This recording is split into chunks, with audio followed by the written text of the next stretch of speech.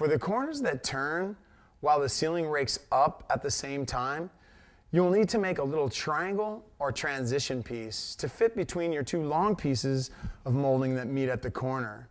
This will require you to make 4 miter cuts at the corner.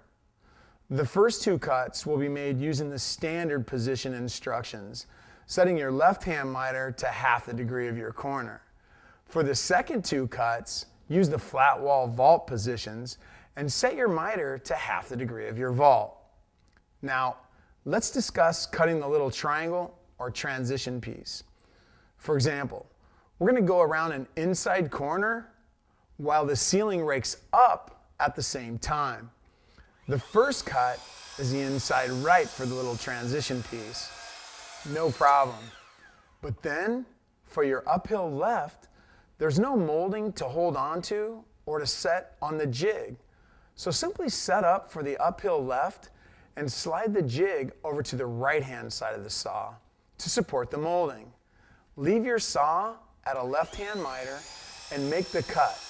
The little piece that falls off is your transition piece.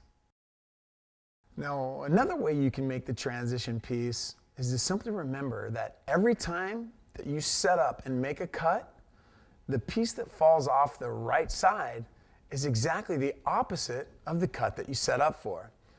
So if you want to make an uphill right from the left-hand side of the saw, set up for the downhill left. Now the small piece that falls off is the uphill right, or the opposite of what you set up for.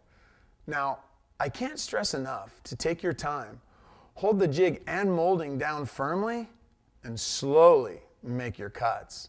Now you've just conquered one of the most difficult mitered corners in crown molding without using any time-consuming charts or graphs.